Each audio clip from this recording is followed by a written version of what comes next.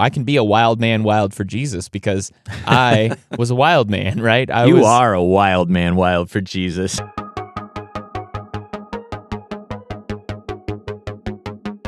Well, hello again, everyone, and welcome to the Bible Geeks podcast. This is episode 212. I'm Brian Sheely. I'm Ryan Joy. And thanks so much, everyone, for tuning in. We are back. It has been a summer.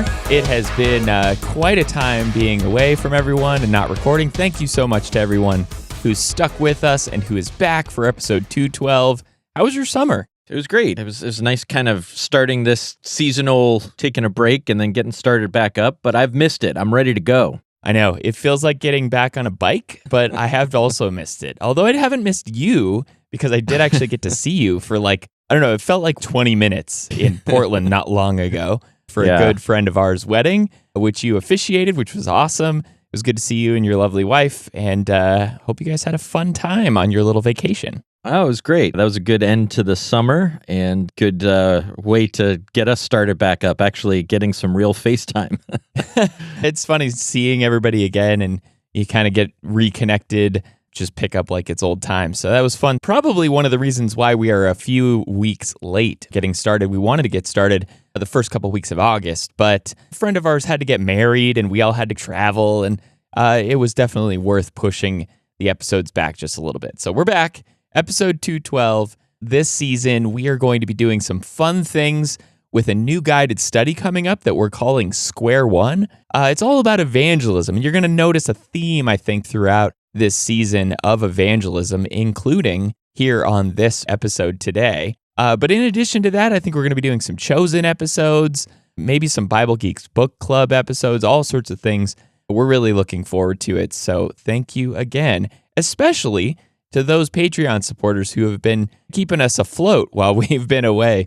I know for those people who chip in monetarily and help with the show, it is kind of nice to see that we are actually producing new episodes again. So thanks to everyone who supports us on Patreon. We just really appreciate everybody backing us up as we take time to regroup and recharge, so to speak. Yeah, it's been good because we've been able to use that time to do some work together, planning out what I think is going to be a really helpful study. Something that I've been needing and wanting is a tool that fits what I would like to do, at least in evangelism. There's a lot of great tools out there, but this Square One tool, the idea of it is just to create a conversation for those who you want to share the gospel with, but you want to allow it to be a dialogue. You want to think together, to reason together, as Acts talks about Paul doing with someone. And so hopefully we'll talk more about that as we go, but hopefully that'll be really helpful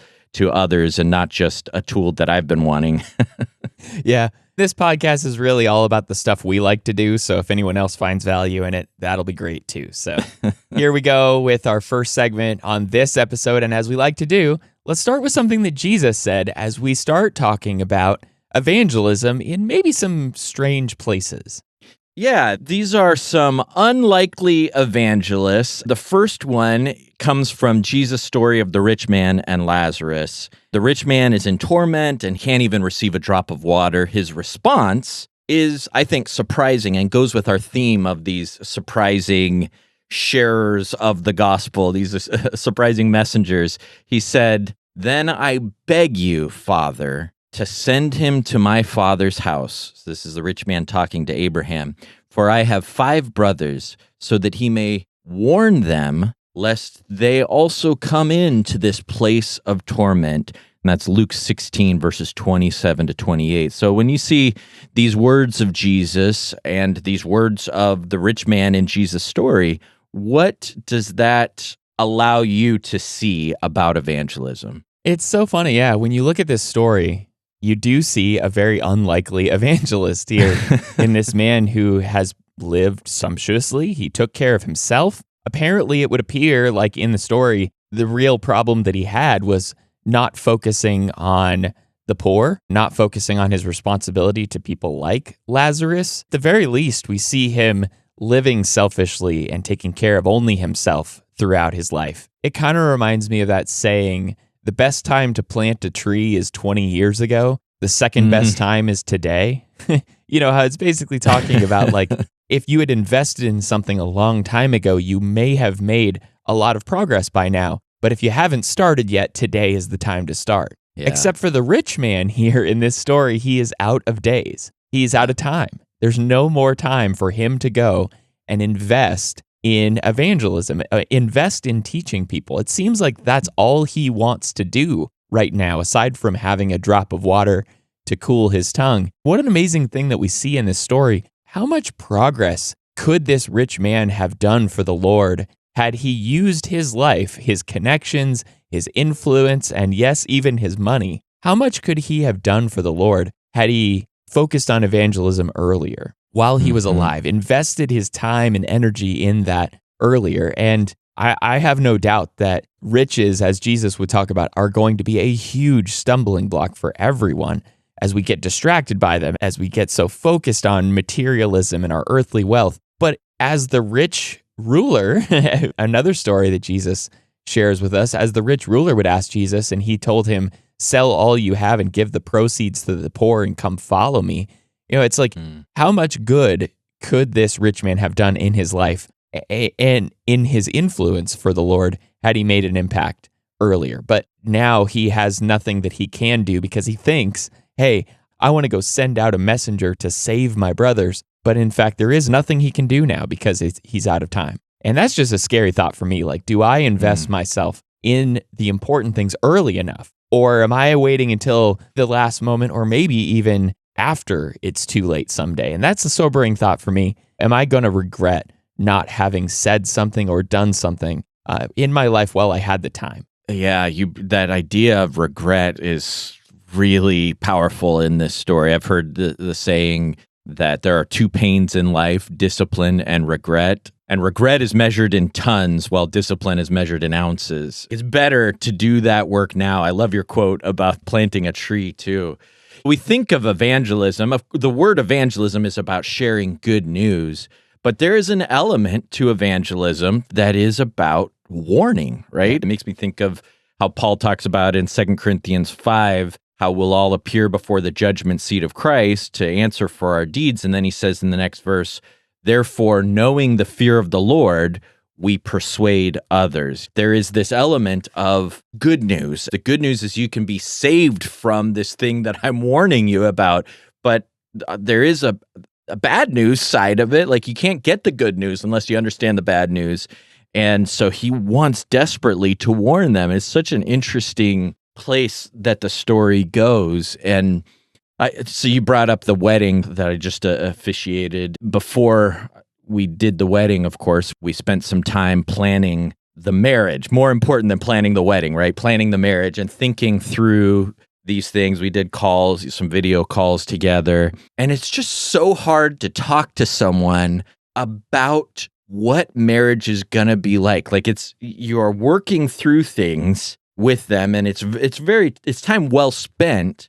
But at the same time, there's some things that you have to go through in order to understand. It's like before you had kids and after you had kids. It's hard to explain all of it and what the difference is and the things that you're going to have to work through. There's a shift in perception that comes, and it makes you think about the change of perception we'll have a moment after we die. You know, now you see everything differently. There is no need for faith. Everything is reality. And when he realizes there's no relief to come for him, he desperately wants to get the message to those he loves so they won't suffer the same fate. If we can get the truth of that danger in our hearts right now through faith, we can get the urgency of it now. And what an awful thing to realize too late. I mean, the fact that at some point we will be looking out for other people if this moment of the rich man should ever happen to any of us. You know, like the crowd of witnesses in Hebrews 11, how they watch over us and are looking at us intently. It's like we will be very interested at the progress that others make when we can't make any progress ourselves. And this rich man is definitely proving that that's the case. He wants his brothers, his family, everyone else to avoid this place. Wow, what a terrible and terrifying situation that I absolutely want to avoid in my own life, for sure. So let's move on to our second segment here on the episode, and that's a new segment, and we're calling it Bible Headlines. We interrupt this program for a special news bulletin. So the special news bulletin here on the episode is this conversation about surprising evangelists. We're going to look through a whole bunch of stories here throughout the Bible, at least 3 stories, about people who shared the gospel in really weird ways. And we're going to approach this like headline news. So what's our first headline here in this Bible Headlines segment? Okay, so yeah, I'm gonna put on my my Dan Rather or who is the newscaster of the moment now? I don't even know. I don't know. All I can think of is Tom Brokaw. Tom Brokaw. I'll put on my Tom Brokaw voice here as we announce the news. Wild man, wild for Jesus. 2,000 pigs drown. Crazed strong man regains sanity. A Gerasene man, many considered demon-possessed, was cured in a graveyard near Decapolis. Multiple witnesses report that the troubled man, known to cut himself and break chains binding him, had an exchange with a popular Jewish rabbi known as Jesus of Nazareth. Herdsmen from the region watched astonished as the rabbi agreed to allow someone named Legion enter their pigs. The massive herd immediately ran into the sea, leaving many wondering if the rabbi should be held responsible for this upheaval in the Decapolis pork trade. The former demoniac urged neighbors to recognize the rabbi's power. "This Jesus," he said, "changed my life. Who can do such things?" So here's our question. When Jesus told the demoniac he couldn't come with him, he said to tell people how much the Lord had done for him. What can we take from that simple instruction about the heart of evangelism? I'm just going to say that's the most enthusiastic and excited I have ever heard you on this podcast. That's great. I should always read headlines. I think so, yeah. I think you did a good job. I love the headline, Wild Man, Wild for Jesus. That sparks a whole lot there, obviously. I think about this man and the simple instruction that he heard about going and telling other people. I wonder what this man was thinking about as he had seen where he was and seen what had happened to him. What would he have been looking at in his previous life? I don't know enough about the mentality that a demoniac had as he was going through all of that, but as his chains were broken, right? And as he was set free from this situation with all of these demons going in to the pigs, and he's definitely going to be looked at askew by society, wouldn't you think? And how much would people be willing to hear somebody who had been so publicly possessed, I mean, out on the fringes of society like him? Imagine sitting down and talking to this guy and, you know, listening to his story and understanding what he had been through. We don't see what that conversation might have looked like, but I'm so interested to know what that conversation might have sounded like. What do you think it would have sounded like? Oh, man. I mean, you're totally right. Whatever we think of in our society as like the scariest person you don't want to meet in an alley or like see near your children, this is that guy. He was strong, dangerous, and absolutely crazy. And you know, what Jesus tells him to talk about is how much the Lord had done for him. That makes it clear what to say. Like, as far as your question, what would that conversation go like? You know, I know I was scary, but let me tell you what happened to me.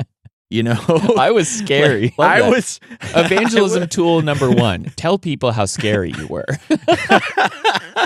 Everybody has a different story. Maybe you weren't scary. Maybe you were depressed. Maybe you were broken in some other way. Paul talks about how he was persecuting Christians. Everybody's telling their own version of the story as to where Jesus intersects with their life and how much the Lord has done. Because you think of how much everybody else in your life has ever done for you, and it's this little sliver compared to the bar graph of how much the Lord has done for you. And so you just have to tap into that reservoir of what has Jesus done for you, and then bring the truth of that story, the enthusiasm of that story.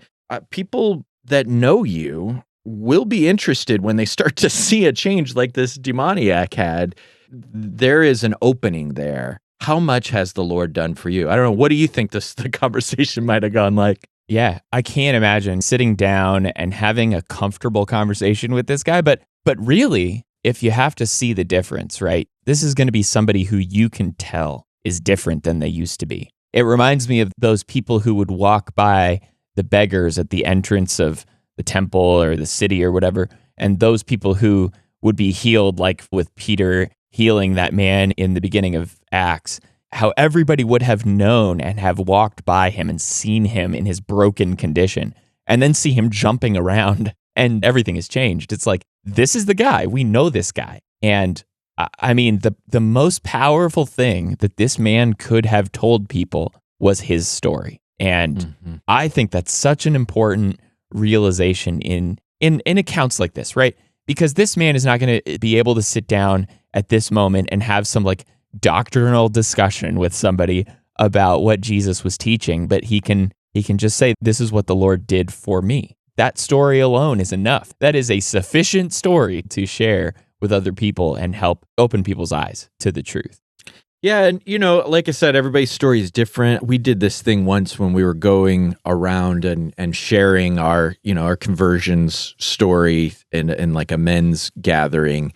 And one of our elders was like, I don't have much of a story. I just, I knew what to do and I realized I need to do it. And then I was baptized. The end. It's a real story, but the idea might not be that you were a drug addict or you were demon possessed or you were whatever, but the Lord has changed your life. The Lord continues to change your life.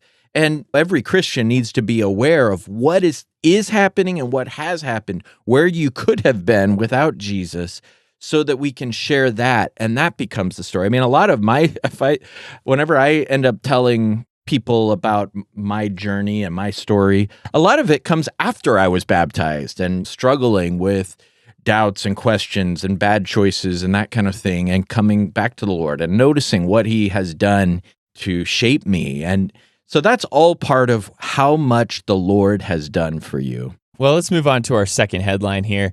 And I think maybe this would be appropriate with a little bed of music underneath. Sycharian sends seekers to the Savior. Prophetic conversations by the well satisfy the thirsty. A Samaritan woman discovered the Messiah sitting alone at Jacob's well. It started with a simple request from this Jesus of Nazareth, said an unnamed woman at Jacob's well. "Give me a drink," he reportedly told her. But once the woman recovered from the shock of a man speaking to her, a Jewish man no less, she started down a winding conversation that led him to telling her all she ever did. A prophet? It would seem so. He called out her adulterous living, but told her how she could find true satisfaction in the water he would provide her. Fast forward to her leaving him behind and running into the city, and that's where the reporter saw for himself. The man of whom she spoke is the Messiah, the Savior of the world. So here's our question. Without instruction from Jesus, why do you think this woman was motivated to run through the streets and tell everyone to come out and see Jesus at the well? What do we learn from her approach, from her question? Can this be the Christ? Yeah, it's actually a lot like that last story in some ways, right? She had a real interaction with Jesus, and it left her changed. First of all, he told her everything she ever did, as you said. He knew her life, her story, her heart.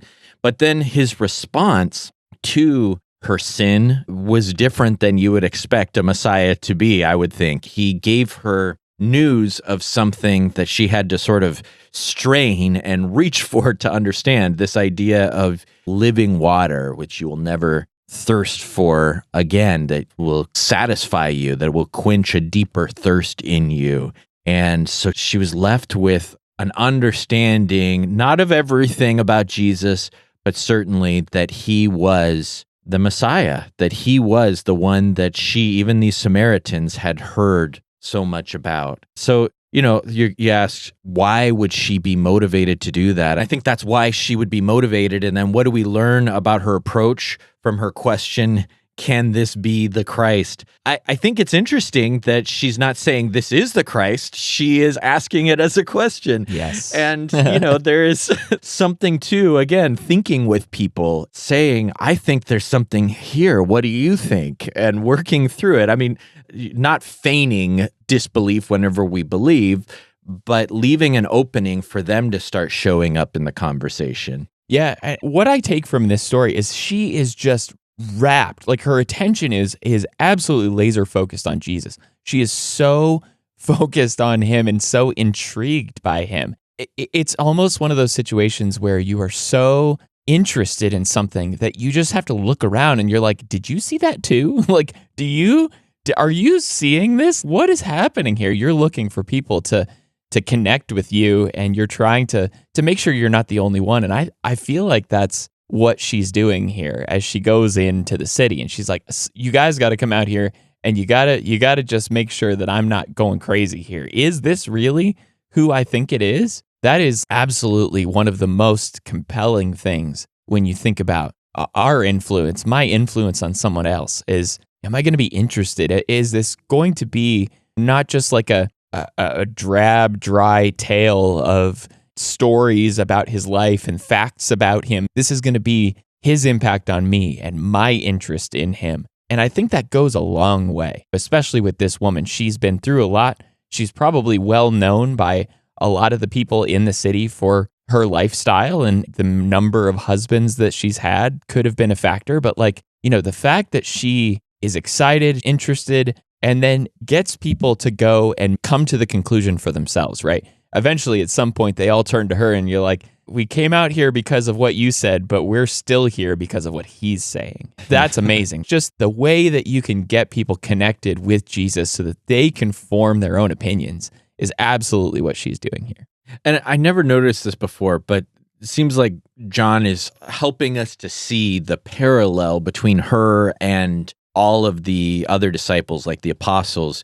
In verses 28 and 29, first of all, the woman left her water jar. Oh, yeah. And went into town. It seems like those fishing nets and everything else, the tax booth. She just walks away from what she was doing because there's something that has precedence and there's an urgency to it. It transcends her daily tasks, and she is drawn to following Jesus. And so she walks away from what she was doing. And then she says in the next verse, come and see. Like you said, the man who told me everything that I ever did. Come and see goes back to chapter 1 and what we saw those disciples saying. Yeah. And ultimately, that is the invitation. You can't twist somebody's arm into belief and trust and obedience, but we begin to persuade by inviting them to come and hear about and learn about and see about this man. What if Jesus would have sent his apostles into the city to do that work? I don't think it would have been as effective. I mean, clearly the word of God is effective. If Jesus sends them to go, it's going to work, right? But the fact that this woman takes it on herself without instruction from Jesus and just goes, I think she is uniquely qualified to bring people out to see this Jewish man who could very well be and who was the Messiah. She was the right person for this job, which I really also appreciate here. So let's get into our third headline here. From famine to feast, 4 lepers saved Samaria. After alerting the city to a deserted Syrian camp full of food, one of the outcasts told us, "This day is a day of good news. If we had been silent, we would have been guilty of keeping this news for ourselves." The Syrian siege on Samaria had made food so scarce in the city, dove's dung was selling for 5 shekels. Rumors had begun spreading that the famed prophet Elisha had predicted a change of fortune, telling the royal court a seah of fine flour would soon go for a shekel. Sources have not confirmed what happened to the Syrian army, but their astonishing retreat left a feast of food discovered by 4 diseased Samaritans. After some time enjoying their discovery, they returned to tell others, saving a grateful people. So here's our question. How is evangelism like one beggar telling another beggar where he can find bread, as the old quote says? That's such a good story. That is in 2 Kings 7. So going back to the old school here, we're digging deep for our last headline here. This is such a good story too. When you think about this beggar turning to another beggar and telling him where he can find bread, this is literally a realization for me about my situation when I look around and start talking to other people. We're all in need of food. We're all desperately broken in some way, one way or another. We're all in need of Jesus. And, just the realization that I'm no better than anybody else. We're all in this situation together, like beggars who are all looking around to find food. What am I able to do to help somebody else in the same situation, not only to connect with them, but also to help them in the way that I've been supported? I think that's one of the biggest takeaways from this story is just seeing the common ground that we all have in our brokenness, in our need. And that really is a pride killer, right? It really is something that brings humility and helps me to see that I'm not out there as quote unquote the teacher or the one who has all the answers in and of himself, just a messenger, pointing other people to where they can find true satisfaction. Yeah, that is quite a realization, and it's where we start to recognize our place in the story. As Paul talks about, we are earthen vessels that hold a treasure. We're not the treasure. God has chosen to use a bunch of beggars, a bunch of former diseased outcasts to bring news. And that's all we are, is news bringers. We're just coming to share the thing that we've found. And that's what all of these stories really have in common. These three headlines are people who have found something unexpected that has changed their life. And that's what the gospel is. Absolutely. Yeah. I feel like it is the source of this segment, even like Bible headlines. When you see a story in the Bible that is so important, so impactful for you, you feel like sharing it with other people. When you look in your own life and you see these amazing stories, these amazing things that have happened to you, you can pass that along and share it with other people. News is meant to be shared.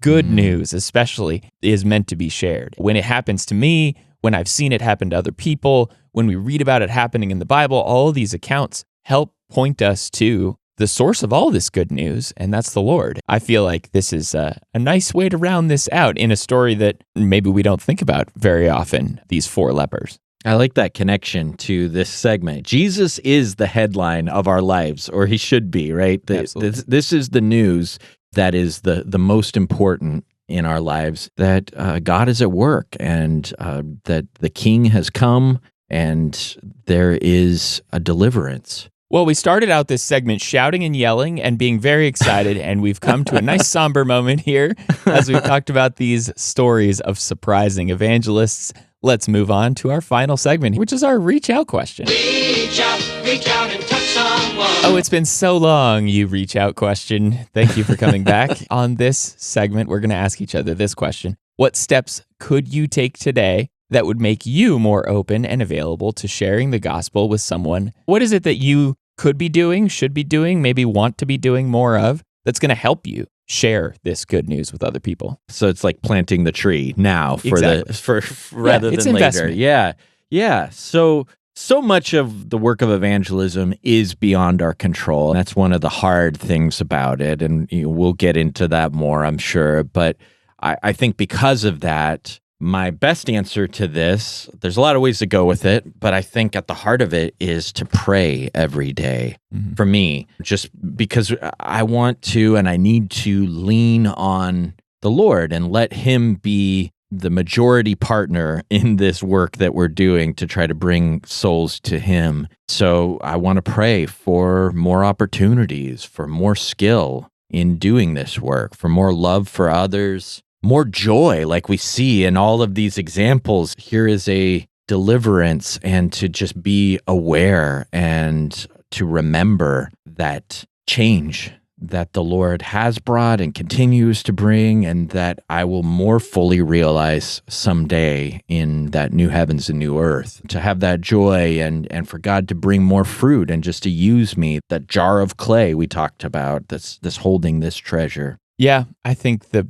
prayer is such a huge piece of this. It helps keep the important things in focus, and also praying that God would open up these doors. So much of evangelism, this work is beyond our control, but staying focused on it, keeping it a priority, making sure that it's always in your mind. Prayer is such a great way of establishing that, I guess, and keeping your fire fanned and that flame for Jesus going, asking him for those opportunities. And as you start to open up and as you start to talk to people, praying for those specific opportunities for those specific people, for their hearts, for their situation, for the way that you approach them, and the things that you say and the listening that you can have for their situation. It's really difficult, but prayer, as with all difficult things, prayer is definitely a key. So I appreciate that.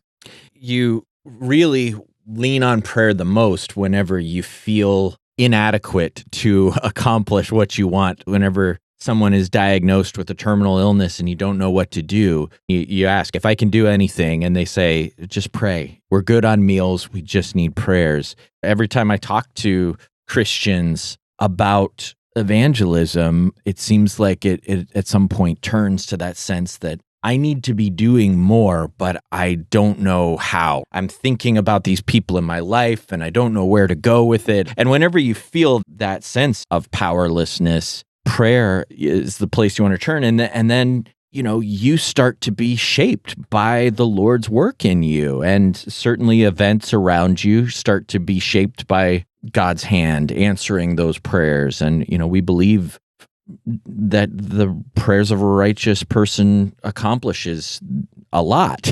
And so if we are seeking this and we're hitting our own ceiling, that's where we call on God who has no ceiling.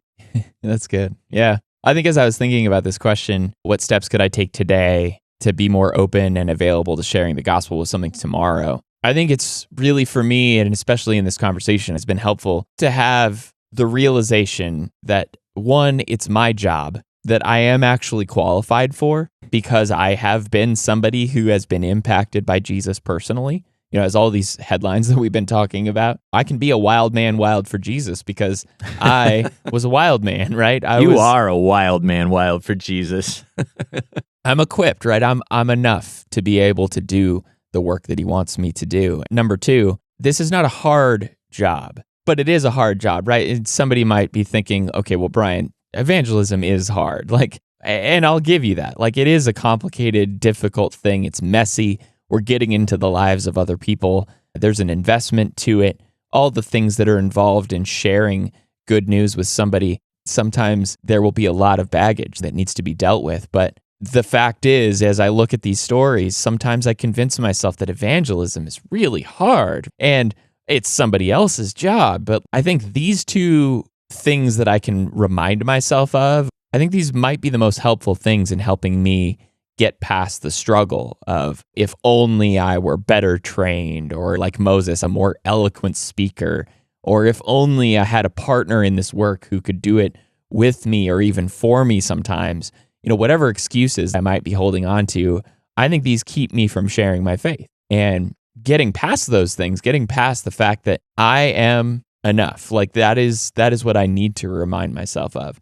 And getting past the fact that I have everything that I actually need in order to do this job, I think it's helpful. Yeah. We're hitting both sides of this, and how we, on the one hand, we feel so overwhelmed sometimes because we're focused on the result. The result can only be brought by God's work and a person choosing to submit to it. But as you're talking about, the actual task that we are given is not the result. It's the planting, it's the sowing, there's a story that my in-laws like to tell about my wife when she was little. I don't know, 2 years old or 1 year. I don't know how old she was, but she didn't talk. She didn't say anything. And this may be apocryphal, but as the story goes, she was sitting at the dinner table, and her first words were, "Could you please pass the mashed potatoes?" And wow, what that says to me, just to bring it back to this thing you're talking about, is when you decide you really have something to say, you know how to say it. Sure. We know how to tell our own story. We know how to say the simple truths of Jesus' salvation, of him coming and dying for us and raising and reigning, and how to be saved by him and what it means to walk with him. I mean, it can be overwhelming because we put all this pressure on ourselves to do it so well that our words are the thing. Our perfect delivery, our skillful, convincing speech is what does it. But when we recognize the power in the seed, the power in the message and in Christ, to go with what you were saying, Jesus is enough. God is enough. The gospel is enough. And we are enough to deliver that message, though we're just, I think of that earthen vessel picture. It makes me think of whenever somebody tries to hide something really valuable, lots of money, or like a diamond in a shoebox under the bed, right? Like, not the safest place to put it, but that's what God has done. He's taken this priceless jewel of the gospel and put it in a shoebox. And I'm the shoebox. All I have to do is hold this message and, make it available to others. I love it. It's such a good metaphor and such a good explanation and helpful reminder that we have the tools. And if we allow perfectionism and a lot of the heavyweight importance that we put on it, we forget that the power is not in us. I love that reminder here. So this has been a conversation about evangelism, sort of scratching the surface of some of the things we're going to talk about in our upcoming guided study called Square One. So we hope this has whet your appetite for that. Thanks, everyone, for tuning in to the Bible Geeks podcast and for being with us once again after our break over the summer. You can find show notes for this episode in your podcast player of choice or at BibleGeeks.fm/212. You can also follow along with all the things that we're doing in this series by going to our website and subscribing to our podcast if you aren't already. I don't even know how you're listening to this if you're not subscribed, but anyway, there we go.